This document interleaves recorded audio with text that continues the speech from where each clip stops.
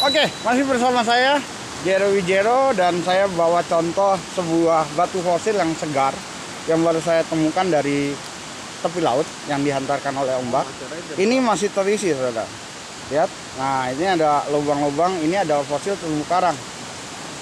Yang tipikalnya dan jenisnya sama seperti yang tadi saya tunjukkan pada video sebelumnya tentang tanah jarang, bagaimana dia keluar dari laut, kemudian mengalami kondisi penempatan dan berinteraksi dengan alam, cuaca, serta kondisi, kemudian dia mengalami perubahan. Pada waktu mengalami perubahan, itu bahan kimianya terjadi perubahan juga. Itu sebabnya ditampilkan, ada animenya, ada gambaran yang nyata, dan ada bukti di sana bahwa ada keterlepasan sehingga ada rongga-rongga pada bagian batuan fosil itu. Jadi yang menyebabkan batuan fosil pada lautan adalah amber dan terumbu karang karena ada buktinya. Nah, keterlepasan itu mengakibatkan perubahan chemical.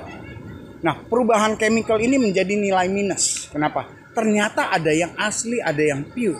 Ini masih terisi.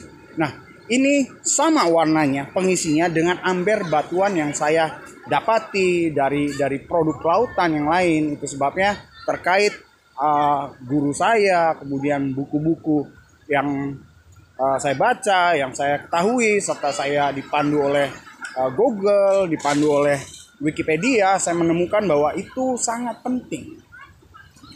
Cina ahli dalam perbatuan dan banyak.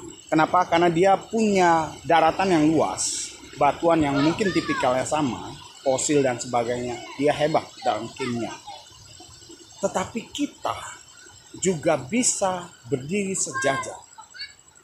Sekali lagi, kita bangsa yang bukan bangsa lemah.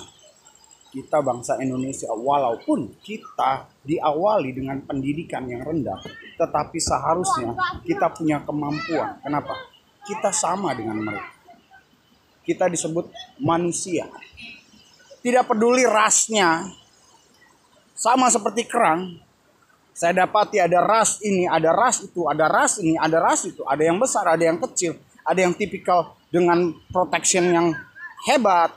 Ada tipikal yang melegat-melegot. Ada tipikal atau apa-apa-apa. Tapi itu bebas. Saya maksudkan adalah liar, tidak dibudidaya.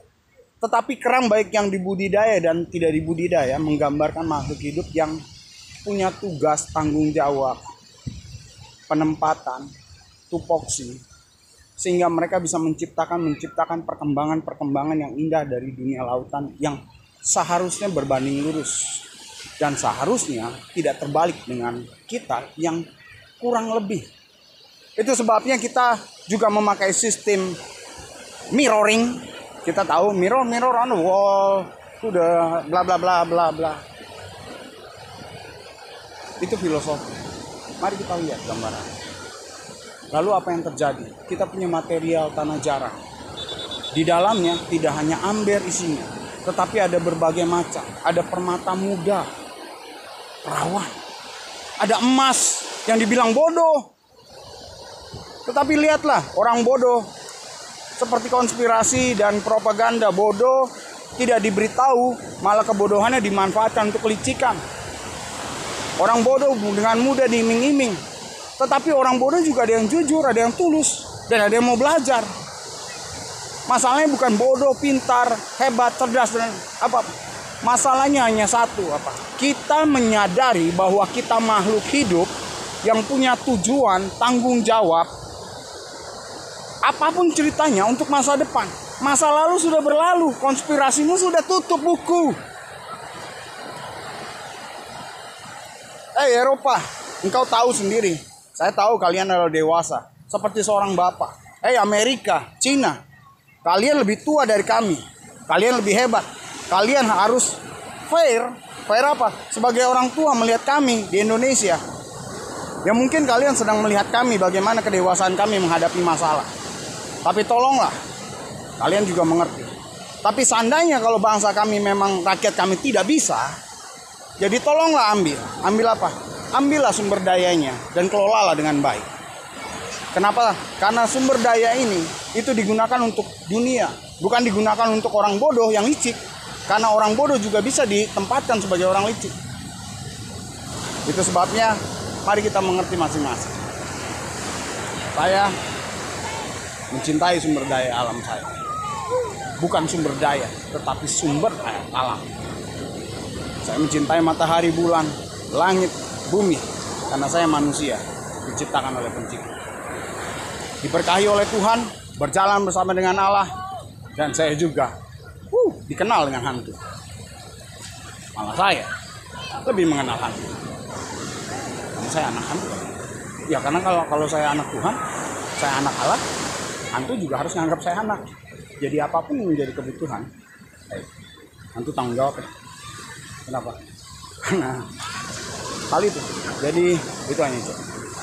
Itu yang saya bisa sampaikan, dan semoga menjadi pengetahuan yang menambah kita semakin mengerti bahwa kita adalah manusia.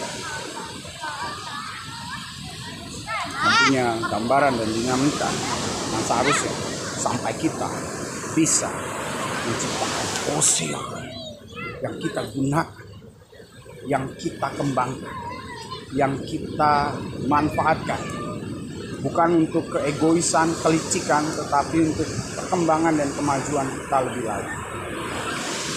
Saudara bayangkan, ada satu lagi. Kalau kita mau terbang, belajarlah dari lautan. Berenanglah. Kenapa? Karena prinsip terbang sama, saudara. Saya suka prinsip. Prinsip itu nilai. Prinsip itu adalah harga pasti. Prinsip itu adalah value life. Kalau fosil, saya bilang prinsipnya adalah bahan bakar, prinsipnya adalah hasil produksi yang bisa digunakan berbanding dengan waktu, berkolaborasi dengan alam, dan sangat berguna bagi kehidupan kelautan juga. Demikian juga kita lihat tadi tentang fosil dan tanah jarang yang lainnya. Demikian pula ini prinsip. Kalau kita berenang dan terbang itu sama. Bedanya adalah wilayah, area. Kenapa?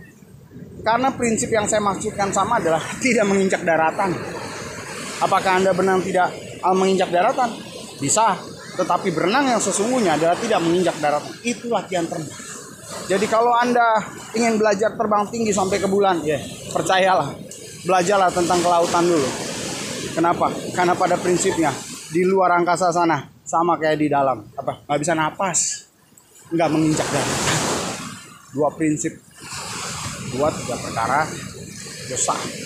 Oke, masih bersama dengan saya. Kita pakai biohistory yang masuk logika.